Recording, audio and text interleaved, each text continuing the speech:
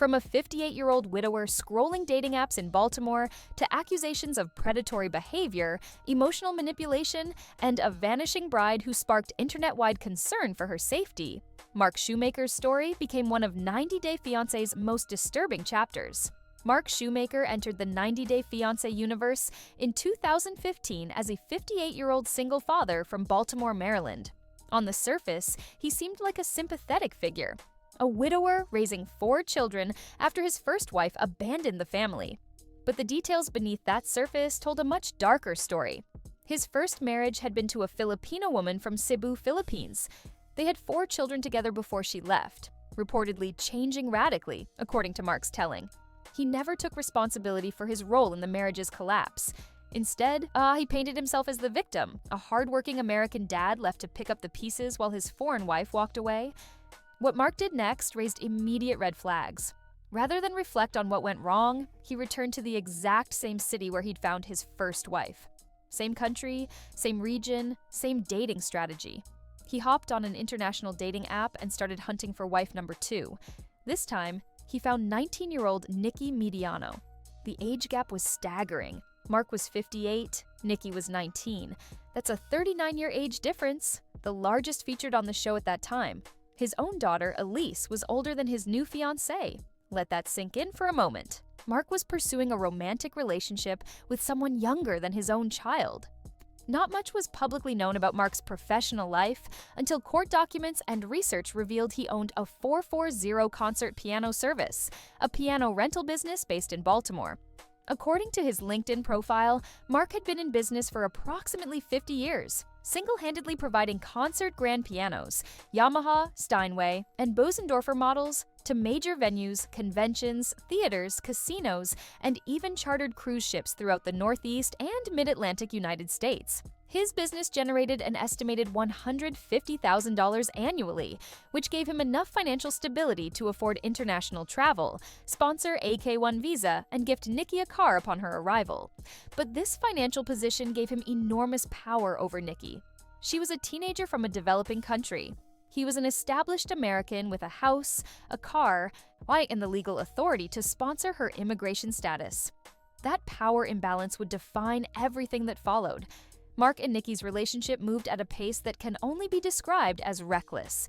They connected through an international dating site, exchanged messages, and within weeks, Mark was on a plane to Cebu to meet her in person.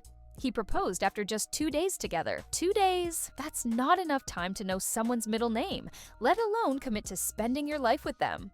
But Mark wasn't interested in getting to know Nikki as a person.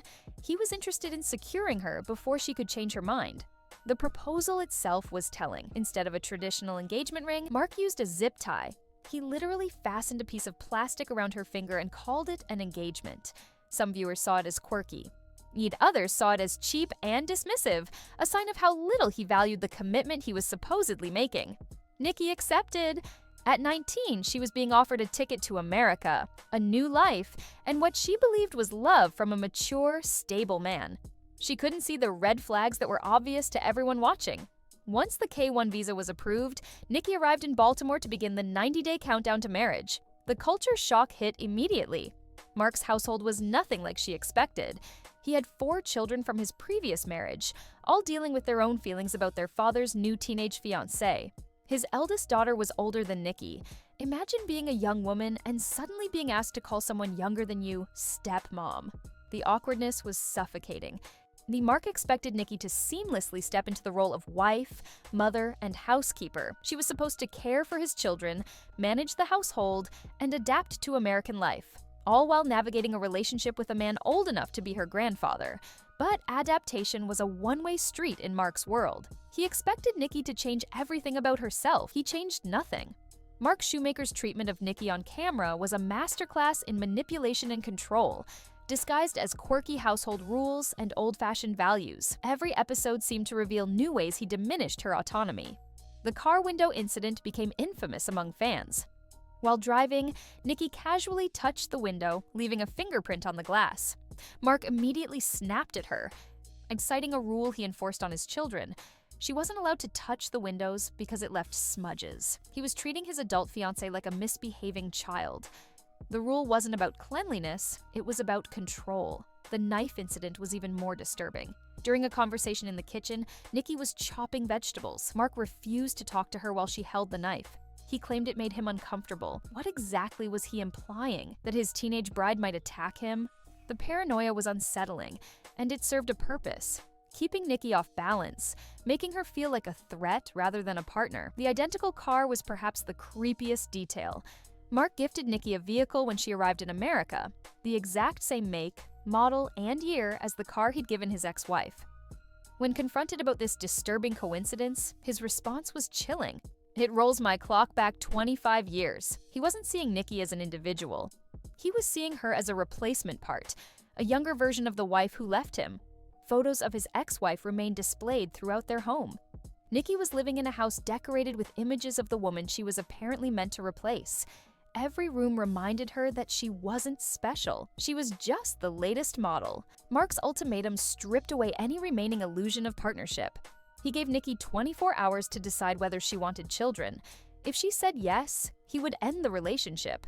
If she said no, she had to start birth control immediately. Nikki wanted to be a mother. You could see it in her face.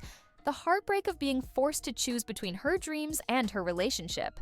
She was 19 years old, and this 58-year-old man was demanding she abandon any hope of having her own children.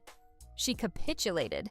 She always capitulated. What choice did she have? She was in a foreign country, financially dependent on Mark, her immigration status tied to their marriage. Saying no meant losing everything. The prenuptial agreement was the final nail.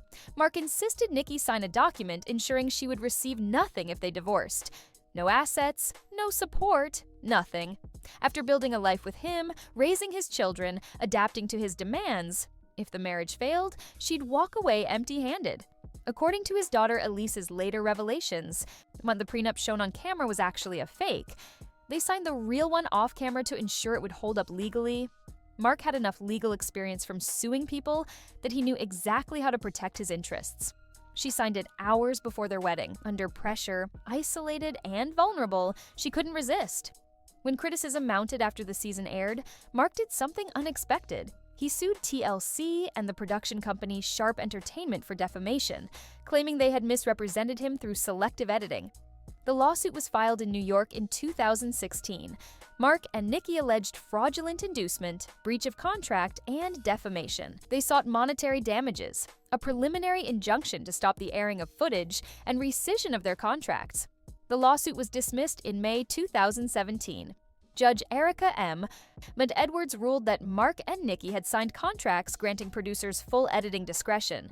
Mark had even received $1,000 per episode for his appearance.